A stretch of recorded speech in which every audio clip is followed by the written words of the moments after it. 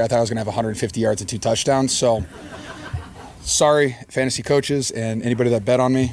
My bad. Blame Kyle Shanahan, not me. Week 7 is wrapped in the NFL. The Lions and Seahawks asserted their dominance on Monday night. The Broncos delivered one of the greatest comeback wins the game has ever seen. Men of a certain age battled past their bedtimes back on Thursday in the great Icy Hot Bowl. The Colts are officially atop the NFL in the standings. Patrick Mahomes probably did the funniest thing all week. Damn you, Patrick! Why did you do that funny thing? And the NFL officials wanted to screw the Broncos over so bad, they're now suspending players for yelling at the refs after the game. Before I, Brandon Perna, I know my name, reveal the real winners and losers from Week 7, we've got the Blop 10 plays. 10 plays so filthy, you'll probably find them hiding in Brad Allen's closet. Starting with the Levis 11, which goes to the most Will Levis-like play. Fitting, it's Cam Ward's fumble throw touchdown for the Pats. Okay, for once, I think the guys that obsess over hand size might have a point. That was Cam Ward's 5th lost fumble of the season, most in the NFL. Blop 10, Jaylen Warren runs a flea flicker. The only problem, Aaron Rodgers did not call for a flea flicker. That's a very bold play to hear wrong in the huddle, and I don't want to pile on Jaylen Warren here, but if your quarterback is barking, 25, power trap right, kill the fly 1, Z-shift, viper right, stick, looky on 2 in the huddle, and you go, cool. Flea flicker on 2. You probably weren't paying attention, Warren. And Jaylen wasn't the only teammate Rodgers got pissed off at. It's pretty hard to anger your quarterback after he throws a 68-yard touchdown, but Broderick Jones, you've done the impossible. Blop 9, a well-placed ladder. I'm not a ladder expert per se, but I believe they're supposed to go upright, right? If walking under a ladder is bad luck, then maybe tripping over one right behind the end zone is the best thing you can do for your karma. Blop 8, Rams guard Steve Avila celebrating this neutral zone infraction on 4th down after blopping the hell out of the Jags here and then heel clicking. In the great country of England, this clip legally qualifies as a musical. Just you wait, Henry Higgins, just you wait, Henry Higgins, just you wait. See, I'm cultured. Blop 7, have you ever seen a secret injury handshake? Now you have. Oh no, my friend looks really hurt. Maybe our girls are gross. Secret handshake will heal him. Or maybe that's just how you signal for the Icy Hot in the Icy Hot Bowl. Blop 6, this shirt. If any fan base can own the jacked fat fashion market, it's Bears fans. Blop 5, Patrick Mahomes starring in This Never Fucking Works, a film by Seth MacFarlane. It fucking never fucking works, man. Sorry. Look, Patrick Mahomes has had a lot of great highlights the last 8 years, but this immediately became my favorite. Mahomes says, Coach, it doesn't there they go. work. They He was go for faking it. It fucking never fucking works, man. You know what else never fucking works? The Raiders. Blop 4, the Panthers and Jets game was so uninteresting, they didn't even give the announcers real microphones. In the NFL and rushing through 6 weeks, he barely played for the last couple of weeks when he died. Just a tin can with a string tied to a bigger tin can in the corner of the stadium, which seems apropos for MetLife Stadium. Blop 3, the Vikings have discovered many things throughout the course of history, but they saved their greatest discovery for 2025, a new way to defend the tush push. I would not volunteer for guy who lays sideways so 10,000 pounds of man beef could crush me to death, but I admire the men that do. Also, it didn't work. Blop 2, Bears center Drew Dalman snaps the ball to himself. You have to hand it to Ben Johnson. He continues to come up with plays no one else would dare think of. Blop 1, the NFL has suspended Broncos linebacker Dre Greenlaw for a game for yelling at NFL official Brad Allen after Brad Allen nearly cost the Broncos a game for his bullshit pass interference antics, and also because it looks like Allen shoves Justin Stranad here a little bit as Denver celebrated their victory. If yelling at Brad Allen is a crime, I should be serving a life sentence with Lions fans right now. Just so you know how bad Brad Allen is, his crew called this pass interference on the guy in orange being squeezed to death. We can see a giant trying to make fucking orange juice, and this is a penalty on the Broncos? The block, though, to me, is Brad Allen throwing his flag on Dre after the game was over. Look at this coward, still trying to fuck us with this sad little yellow flag. This is Brad Allen's way of saying, I know you are, but what am I? I know you are, but what am I? Brad Allen, who has a long history of terrible calls, was banned from officiating in the NFL postseason back in 2023, but the sad part is, he is so soft that he then tattled on Dre to the league to get Dre suspended. He did not forget about Dre. Brad Allen was wrong. Everyone on earth knows Brad Allen was wrong, even Giants fans. And if the NFL upholds this suspension, we're all doomed because this bad man is coming for your team next week. You know how to stop Brad Allen. F the ref's coffee. My coffee at benchwarmershop.com. And to show I'm not just a hater, conversely, my winning referee this week and my most stimulating play, that goes to Nate Jones, who became a human shield for JSN after he found himself on the Texans bench, surrounded by a bunch of angry Texans. I haven't seen this many angry Texans since Biden won. Not sure why Houston was so pissed here. They got the interception, and Derek Stingley stiff-armed JSN's helmet off his head. But we need to replace every Brad Allen with the Nate Jones.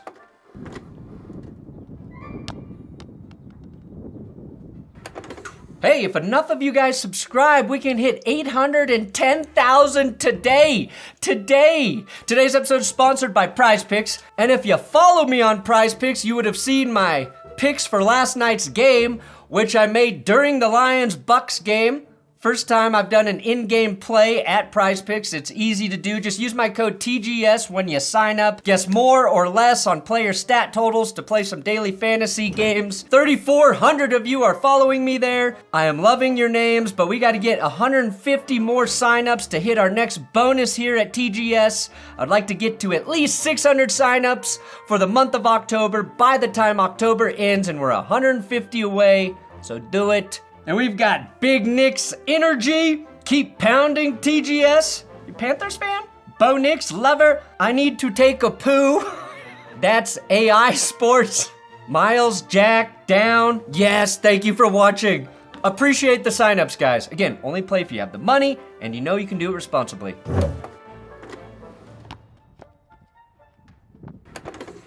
And if you want a full taste of what happened in the Broncos-Giants game, I broke that all down in the new best, worst, new best, worster, newer, worst, bester, here. Click there-ish.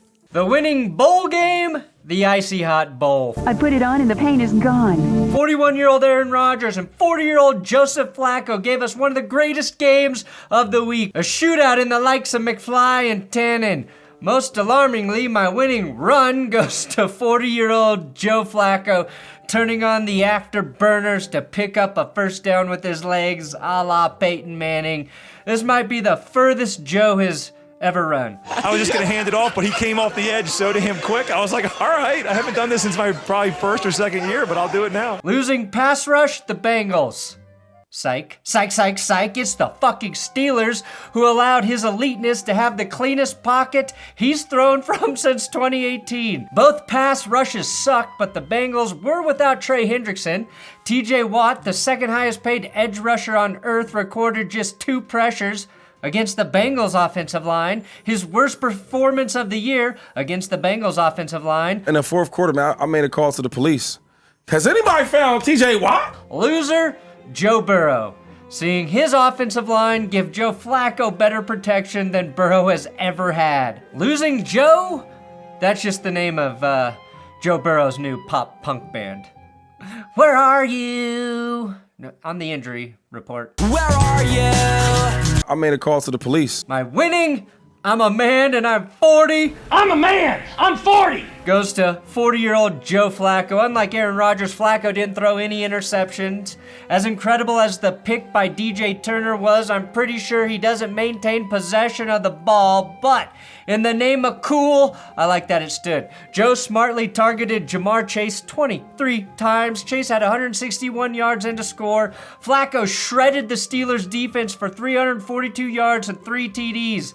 Unlike that homophobe voyeur, Aaron Rodgers, Flacco isn't scared to have a man take him from behind and convert a first down by any means necessary. The NFL did allow Rodgers and Flacco to nap at halftime, providing them sleep number beds, and it showed in the second half. I mean, bare mattresses is what they provided them. It was bare. Flacco, in 10 days with the Bengals, has thrown more touchdowns than he did all season with the Browns. The Steelers' losing-ass defense surrendered 470 yards of offense to his eliteness in the Bengals. They refused to adjust how they covered Jamar Chase. We're the only defense to get gashed by the other Chase, and with the game on the line, they quite literally forgot to cover Jamar, the best receiver on earth who already had been thrown at 22 times. I just don't understand how a defense allows that to happen. If I asked that defense to rob a bank, I bet they'd forget the gun, and the masks, and the getaway car, and which frickin' bank to rob. And yes, Chase is the winning wide receiver this week. A couple guys topped him in yards, but he was the most instrumental receiver for his team's win. It all ended though when Flacco hit Mr. Winning Situational Awareness T. Higgins, who slid down so Evan McPherson could kick the game winner. And even though it didn't matter, we were all impressed 41-year-old Aaron Rodgers could throw a Hail Mary 69.8 yards. Winning lunch pail crew, the Rams tight ends. How do you replace Puka Nacua? 3 lunch pail tight ends. Colby Parkinson, Terrence Ferguson, and Tyler Higbee accounted for 97 of Stafford's 182 passing yards. Matthew Stafford has done the impossible and won my game-managing QB with 5 touchdown passes. Matthew Stafford became the first quarterback in the history of the International Series, that's 60 games now, to throw 5 TD passes, and he did it in very managerial style with less than 200 yards. Stafford also gets the only Mahomes throw of the week with his no-look pass to Konata Mumpfield. If any field had the mumps this week, it was the one at Wembley. Davante Adams caught 3 of those TDs and finished the day with 35 receiving yards on the hat trick and messy celebration. Losing offense, the Jaguars. They couldn't score. They failed on 4th down 3 times. Trevor Lawrence was sacked on the first play, which was foreshadowing. LA had a 21-0 lead at halftime. The Jags defense had several stops in the 3rd quarter and didn't allow the Rams to score again until the 4th. And in that time, Trevor Lawrence and the offense scored 0 points. It was the opposite of complimentary football, which, yeah, it's insulting, damn it, it's insulting. Both to your defense and to the country of England. Who the hell can't hit a swing pass, Trevor? Besides Russ. The Jaguars' offense was so bad, I can't even enjoy Travis Hunter's first receiving touchdown of the year because it was the most garbage time score of 2025. Speaking of garbage, this was the softest unnecessary roughness penalty I've seen. That's what we would call ticky-tack. But my winning penalty actually goes to Jordan Lewis, who was called for a face mask and defensive pass interference on the same play, and both were enforced, which is an incredibly rare feat. Congratulations. If the act of pass interference is also a personal foul, then you enforce both, and I think that's the only time you enforce 2 live ball fouls on the same team. Jordan, I don't think I've ever seen that. You're the Jordan of penalties, in my opinion. As a ref, you go, wow, that's amazing. It's probably taken too long, but I'm finally giving Travis Hunter my winning rookie. Shohei Ohtani had the greatest 2-way performance of all time this weekend, pitching an excellent game while hitting 3 homers to send the Dodgers to the Super Bowl. Then, Travis Hunter came out on Sunday, 1 week post-baptism, and found the end zone for the first time after finding Christ. There was no way that Travis Hunter should have chosen to be baptized on the morning of a 1 o'clock game. Checkmate, Skip Bayless. Checkmate. He just pissed on us. Hunter had 8 grabs for 100 yards and also had a pass breakup while playing perfect man coverage on Davante Adams. Maybe they should have had him on Adams in the red zone. I don't know. The Jags finally feel like they're integrating the 2nd overall pick into the game plan the right way, sort of, because of course they're doing it as they start to lose games in the process. Winning rookies? Almost all of them, actually. This current class of rookies has the most yards and touchdowns by any draft class ever through 7 weeks. The crazy part being guys like Emeka Egbegboo and Judkins haven't even played every single week. The guy who almost got it right, aka the Tua Tagovailoa Award, is going to Jacoby Brissett.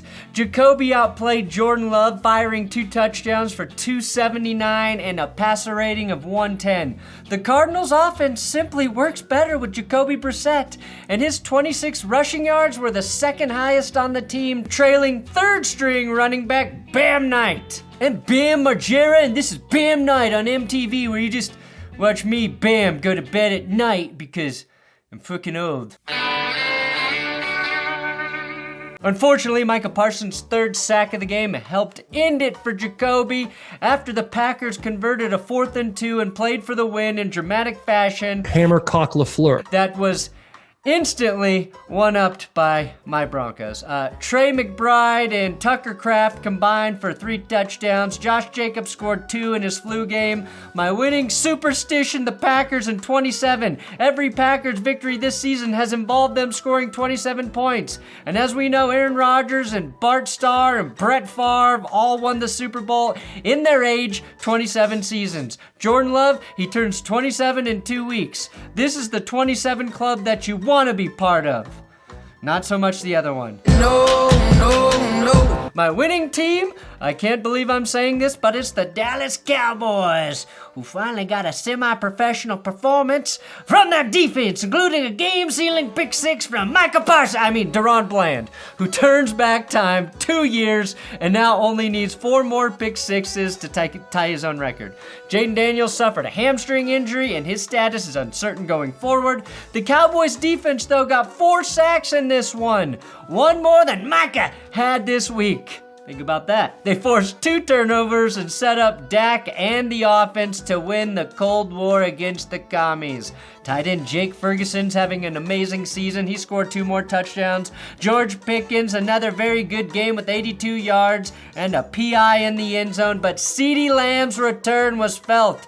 The Lamb of God had 5 grabs for 110 yards, laying the Commanders to rest. And don't look now, but Javonte Williams is the 2nd leading rusher in the NFL with 592 yards. Jerry Jones was wrong and dumb, but something might be brewing for them Cowboys. Winning quarterback? Well, Draketh May broke Tom Brady's completion percentage record for a single game. Thank you, Drake. The Patriots have won 3 back-to-back-to-back road games, something Tom Brady also never did. So thanks again, Drake. But with all respect to Drake May, I'm giving winning quarterback to Jalen Hurts, who had a perfect passer rating on the road in Minnesota to snap a 2-game losing streak for the Eagles. Hurts was 19-23 for 326 yards and 3 touchdowns, burning the Vikings defense deep time and time again, especially at the end on a throw to A.J. Brown that put the game on ice. He also did that at the beginning, though, when he had an eternity to scan the field and find Brown on 4th and 4 for the score. The Eagles also get my winning duo this week, Devontae Smith and A.J. Brown, who combined for 3 touchdowns and 304 receiving yards. Smith had 183 of those, including a 79-yard touchdown, which is my certified FDR for the week, aka our dime to newcomers. It's FDR because of Franklin Delano Roosevelt. He's on the fucking dime. Didn't any of you go to business school? Shouldn't you know this? Carson Wentz eventually got his shit together, but he earned this week's losing series. It started when he forgot which team he was on and fired a pick 6 to Jalix Hunt. Do you think they'd let Wentz add that touchdown pass to his old Eagles stat lines? Probably not. But he followed that with a -8-yard pass and then an interception. That was 3 consecutive plays, 2 turnovers and a loss. Kevin O'Connell is our winning smarty pants, showing the Lions how to correctly run the quarterback motion play, which was probably the funniest touchdown of the week. Did a white corner get an interception this week? No, but my white got bullied by the refs, and Cooper DeSheen made a great play to prevent a Justin Jefferson touchdown. The exciting whites this week were actually Kittle and McCaffrey. Losing quarterback, Tua and his 3 picks, which narrowly defeated Geno Smith and his less than 70 passing yards to be the worst quarterback this weekend. This might be a low point for Tua and the Dolphins. If the peak of this experience was the 70-point game against the Broncos, the inverse has to be getting blown out by a team with a younger, shorter, left-handed Hawaiian quarterback with a questionable arm. Of course, Dylan Gabriel didn't really architect this blowout, did he? It was more about Tua being more reckless with the ball than he is with his brain health. Tua threw more picks than teammates under the bus in this game. One of his picks was returned for a touchdown, and the other set up the Browns with 1st and goal. My winning running back? Well, we could talk about Jonathan Taylor Thomas forever. He was on Teen Beat, of course. And he had another stellar game against the Chargers with 94 rushing yards and 3 touchdowns. Christian McCaffrey was the 49ers offense, but how about Quinshon Judkins? I'm giving Judkins the winning running back, if only because the Browns had no choice but to run the ball in the wet, windy weather with their pint-sized quarterback, and he delivered 84 yards, 3 touchdowns, and hell, he was even playing quarterback for some of the game. He scored 2 touchdowns out of the Wildcat formation, a great package from the 2008 season that I'm sure the Browns just found out about this year by watching the 2008 Dolphins. Losing trade, the Jaguars, who had to watch Tyson Campbell get a pick 6 for his new team and allow a ridiculous passer rating of 0. Tua could run headfirst into actual dolphins in the sea and net a better passer rating than if he threw in the direction of Campbell. And we've got some big news here at That's Good Sports. The Joe Burrow Award, which was formerly the Kirk Cousins Award, is now the Dak Prescott Award. 24,000 of you voted for me to change it to the Dak Award for the rest of the season. And while that all sounds very confusing, it goes to a quarterback who every year loses a bunch of games despite playing very well, and Dak is 3, and it is the Dak Prescott Award for the rest of the year. And the first winner of the Dak Prescott Award is Justin Herbert. If this ball wasn't batted up and picked off by Grover Stewart, the game could have been completely different. If Herbert hadn't thrown a pick in the end zone, they might have scored a touchdown. If the Chargers hadn't worn those hideous yellow jerseys, well, you get the point. Pretty easy for Daniel Jones to not throw interceptions when he's staring at 11 of the mans from Curious George. That pick by Nick Cross right before halftime really ended the Chargers' chances of winning. While that pick is 100% on Herbert, he gets the newly minted Dak Prescott Award because his team couldn't help him at any other point, really. Now, we all love the if jokes with Herbert, but if Herbert threw for a season-high 420 yards against the Colts defense, along with 3 touchdowns, the Chargers should have won the game. Instead, it was a convincing loss for the Chargers. Justin Herbert is the first player in NFL history to have 35-plus completions, 420-plus passing yards, 3-plus passing TDs, and 30-plus rushing yards in a loss. Those 2 picks were very significant, but it's hard to keep pace in a game where the Colts' mecha-efficient offense is once again clicking on all cylinders.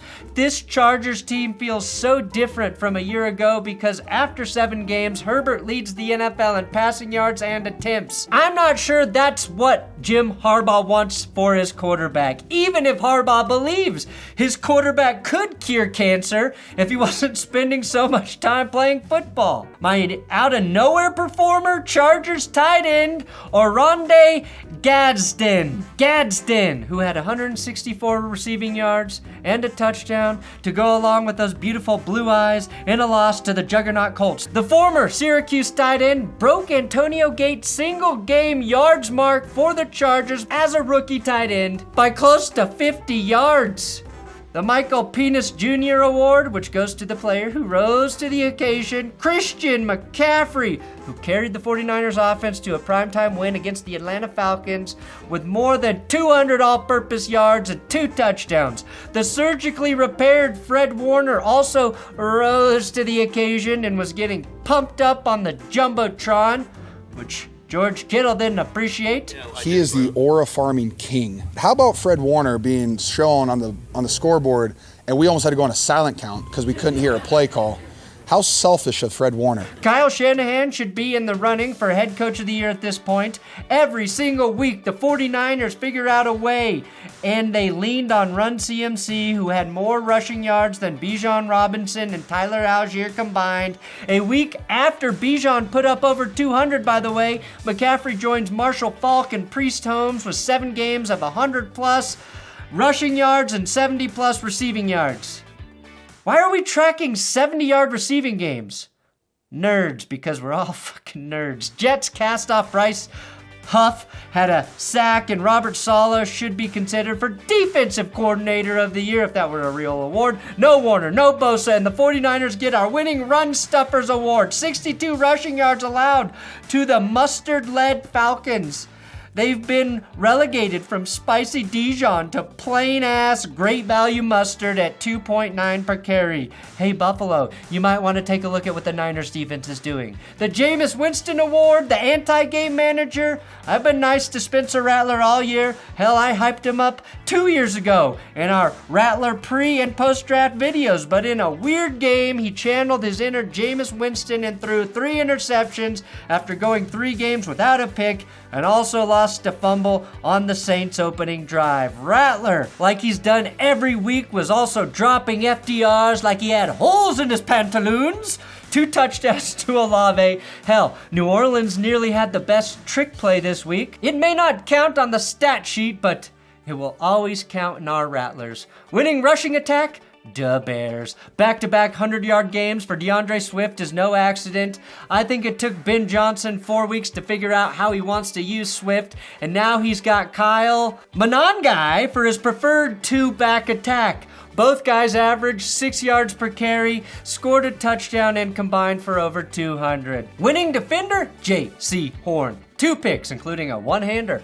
The only 2 turnovers in this game made a big difference, because it was a 13-6 snooze fest. Now, Horn never gets the attention he deserves because, well, he plays for the Carolina Panthers, and because he was taken ahead of Patrick Surtain, reigning Defensive Player of the Year in the 2021 draft. But I would challenge you to find a better corner in the NFC right now. The Panthers haven't even been over 500 since Horn's rookie season, and he willed them to a 4-3 start on a day where the Panthers offense only put up 13 points, and Bryce Young suffered a high ankle sprain. As it turns out, 13 is a perfectly acceptable number of points to score against the Jets and expect a win. It's actually the perfect amount. Any more than that is wasteful. The Carolina Panthers are 3-0 since the Meow Mix podcast officially retired because they were done with the Panthers losing. If you're watching Meow Mix, do not come back now. I know you are probably stirred by a 13-6 victory over the mighty Jets, but your absence has clearly blessed the Panthers. Oh shit, I'm starting to wonder what would happen to the Broncos if I closed up shop. Probably a dynasty. Oh well, not gonna happen. Justin Fields may have been benched in this game, but I'll give the dude my winning neck for his neck, keeping his fucking head attached to his body after Nick Scott's failed decapitation attempt. Alright kids, it's time for your favorite segment. The only thing more popular than Kyle Brandt's angry run scepter, my real revenge dagger. This is sharp, Kyle. Yours is plastic. I don't fuck around here. And it's going to Mike Vrabel, who actually returned to cheers from Titans fans. Where everybody knows his name. I don't think there's anyone out there that believes the Titans made the right move by canning Mike Vrabel in favor of Brian Callahan, including Brian Callahan. Callahan didn't even make it long enough to face Vrabel head-to-head. Instead, it was Mike McCoy who got to accept the ritual shellacking from the Patriots. I'll give them some credit, though. It wasn't as bad as the 59-0 game from 16 years ago. And I have to imagine Vrabel can't even be that excited because he's probably thanking his lucky stars that he's a Patriot and not a Titan after all the dysfunction we've seen in Tennessee. The low-key revenge dagger in this game, the prison shank, if you will, goes to Austin Hooper, who scored a revenge touchdown in the spirit of Randy Moss, who also played for both teams. Hottest booty shot goes to Drake May, who went deep into this booty to one-up Cam Ward. Drake May and Kayshon Boutte are now married. after this consummation. That throw went 52.6 air yards, meaning Drake May is my winning asshole, it's a booty hole, for having to one-up poor Cam Ward by 2.6 air yards for longest throw in this game. Is Cam Ward not allowed to have anything nice this year, Drake? Is he not? Speaking of Cam, the new Cam Ward We Ass Award officially goes to the Raiders. Ass. We ass. Because we ass. You ass. You ass. We ass. And you stole it from the Dolphins, Las Vegas. You're both ass, but make no mistake, this week the Raiders are. We ass. Geno Smith finished with 67 passing yards. We ass. Ashton Genty, 21 rushing yards. Say it. We ass. Jamal Adams had his first sack since 2020, but the fact that Pete Carroll is relying on Jamal Adams to get sacks again means, say it with me, we ass. Unlike the Falcons, who were also shut out by a division opponent, I have no faith the Raiders turn it around. My losing coach, Pete Carroll, who was supposed to, at the very least, make the Raiders competitive, his hiring may have been the single most overrated transaction this offseason. Well, that and trading for Geno fucking Smith, the Raiders, had they capitalized on a pick that hit their hands or were able to combat the devil magic when the ball bounced out of Hollywood Brown's hands and into Rashee Rice's, should have lost this game 31-10. My unwelcome back award goes to Chiefs crash test dummy Rashee Rice. There was this kid who got into an accident, who of course scored a touchdown on the first drive of the game. Although we shouldn't be allowed to call it a drive when Rice is involved. Rice scored on the first reckless drive of the game. That's better. Rice had 2 touchdowns after his 6-game suspension. Oddly, Travis Kelce was the leading receiver for the Chiefs with just 54 yards, which should tell you how the Raiders really are. Losing stat, the Chiefs had more touchdowns than the Raiders had first downs. More losing stats, the Chiefs had 30 first downs, which was the same amount of offensive snaps the Raiders had. Those 30 plays run by the Raiders were the second fewest offensive snaps in a game in NFL history. Yes. And it was the final Monday night doubleheader of the season. No more of those. Cool shit. Let's go to Detroit, where Baker Mayfield and the Buccaneers' wild run came crashing down, at least momentarily. Mike Evans broke his collarbone on top of getting a concussion on this play. That is not cool shit. That is not cool shit. And I bet some of you sickos thought I'd really say that. Never. I love Mike Evans. Jahmyr Gibbs found wide lanes and hit video game speeds of 22.3 miles per hour. Cool shit. I'm honestly more impressed with Penei Sewell's speed here. Big men should not be running that fast. Jahmyr Gibbs busted out 136 yards on the ground, 2 touchdowns, and 82 receiving yards, giving him more than McCaffrey this week, and somehow made it look so much easier.